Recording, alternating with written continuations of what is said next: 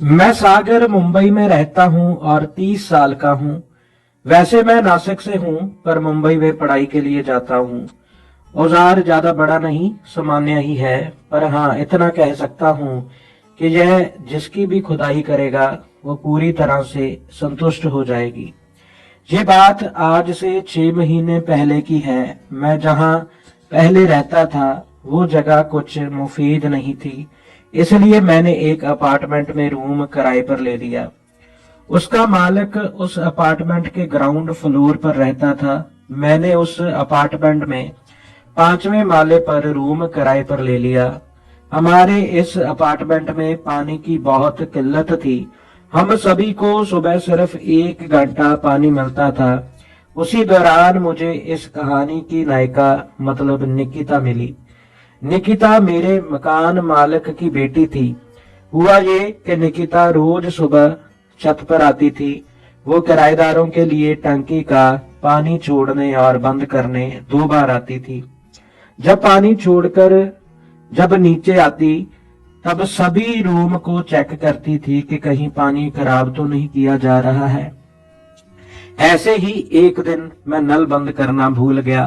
सुबह निकिता ने मेरे रूम का दरवाजा खटखटाया। मैं उस वक्त गहरी नींद में था।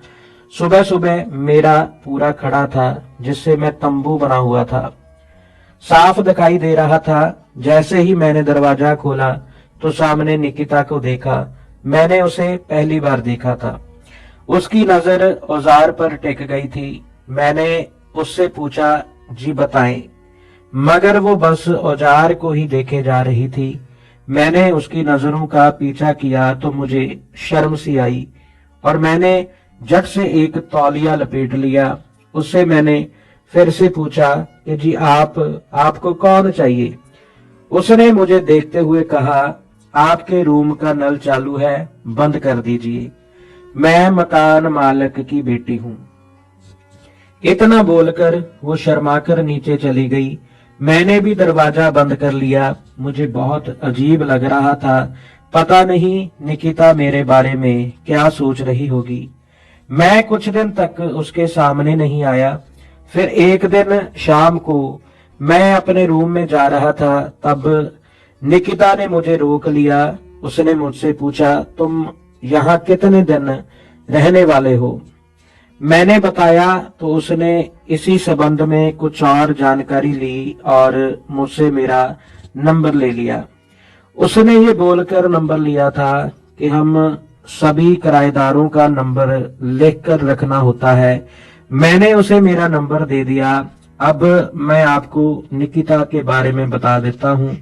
निकिता एक घरेलू कामकाजी लड़की है। उसकी उम्र 23 साल है। हाल ही में उसने अपनी डिग्री की पढ़ाई पूरी की है। निकिता का फिगर 34, 30, 36 का है। उसे अपना फोन नंबर देने के बाद मैं सीधा अपने रूम में आ गया। फिर 2 दिन बाद रात को मेरे मोबाइल पर एक मिस कॉल आया। मैंने वापस कॉल किया तो उधर से एक मीठी सी आवाज आई, हेलो सागर, कैसे हो? पहले तो मैंने उसे नहीं पहचाना। उसने अपना नाम बताया। तब मुझे पता चला कि वो निकिता बोल रही है। उस दिन से हमारी दोस्ती हो गई। मैं अब निकिता को रोज उसके आने के टाइम पर दरवाजे पर आकर उसे गुड मॉर्निंग बोलने लगा। कभी कभी सुबह सुबह निकिता मुझे गुड मॉर्निंग बोलने मेरे रूम पर आने लगी थी।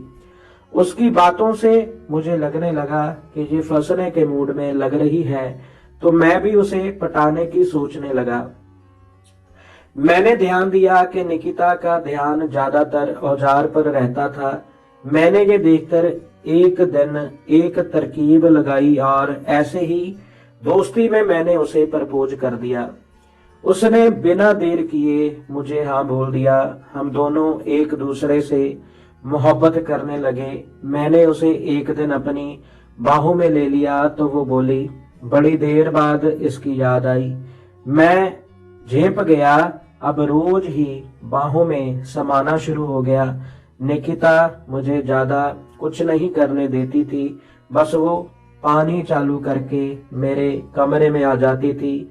हो और हम दोनों अपनी प्रेम लीला शुरू कर देते थे। हालांकि मैंने बहुत कोशिश की मगर उसने मुझे इससे आगे नहीं बढ़ने दिया। मैं भी सोचता रहा कि आज प्यार करती है तो कल कुछ और भी करेगी। फिर एक दिन की बात है, जब निकिता छत से नीचे आ रही थी, वो हमेशा की तरह मेरे रूम में आ गई। उस दिन उसने स्कर्ट और टी शर्ट पहना हुआ था।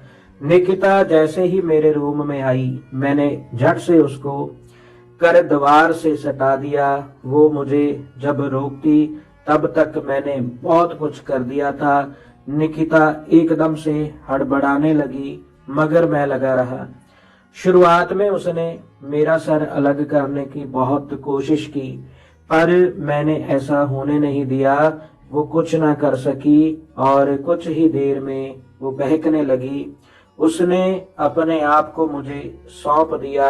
मैंने 5 मिनट तक खूब प्यार किया। निकिता वैसे ही खड़ी रही और तेज तेज सांसें लेने लगी। जब उसको होश आया तो वो शर्मा कर नीचे भाग गई। उस दिन शाम को हमारी फोन पर बात हुई जिस पर वो मुझे प्यार से डांट रही थी। मैंने उससे पूछा, सच बताना अच्छा लगा या नहीं? वो शर्माकर बोली, हाँ अच्छा तो लगा था। मैंने उससे वो करने के लिए बोल दिया कि उसमें तुम्हें और भी ज्यादा अच्छा लगेगा। वो वाला काम करने के नाम पर घबरा रही थी कि कहीं किसी को कुछ पता न चल जाए। ऐसे ही दिन बीतते गए। निकिता अब छत पर वक्त से पहले आने लगी थी। एक दिन निकिता ने बताया कि उसके घर वालों को अगले हफ्ते किसी काम से 2 दिन के लिए गांव जाना है। उसने मुझे ये बात बताई तो मैं बहुत खुश हो गया। फिर जल्दी ही वो दिन आया। निकिता के घर वाले गांव चले गए थे। उस दिन मैंने निकिता के लिए मार्केट जाकर एक मिनी ड्रेस खरीद कर उसको लाकर दे दी। मैं रात होने का इंतजार करने लगा और शाम को 8 बजे मैं निकिता के घर आ गया। मैंने उसे फोन किया तो उसने झट से दरवाजा खोलकर मेरा स्वागत ऐसे किया जैसे वो भी मेरे आने की राह देख रही थी। मैं अंदर आ गया और निकिता ने दरवाजा बंद कर लिया। मैंने झट से उसको पकड़ लिया और अपनी ओर घुमाकर उसको करने लगा। वो भी मेरा साथ देने लगी। हम दोनों ने 10 मिनट तक किया और अलग हो गए।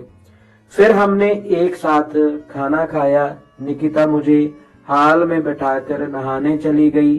जब वो नहाकर आई तो मैंने देखा कि उसने मेरी लाई हुई ड्रेस पहनी हुई थी और उसने बड़ी अदा से मुझे अपने बेडरूम में बुलाया।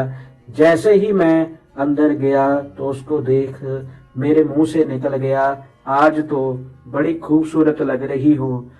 इससे वो शर्मा गई और मैं उसके पास आ गया। उसके बदन की मादक महक मुझे बहुत अच्छी लग रही थी। अगले ही पल मैं पर टूट पड़ा। मैंने एक कतरा नहीं छोड़ा जहां मैंने प्यार ना किया हो। ऐसे ही हम दोनों कब तक दूसरों में समा गए पता ही नहीं चला। हम दोनों बहुत देर तक करते रहे और फिर थक कर हार कर सो गए। हमारे प्यार का सिलसिला अभी भी चल रहा है। हम दोनों आज भी वो करते हैं। निकिता अब मेरे पास आने के लिए टाइट नहीं बल्कि ढीले कपड़े पहनती है ताकि सारा कामकाज आसानी से हो सके।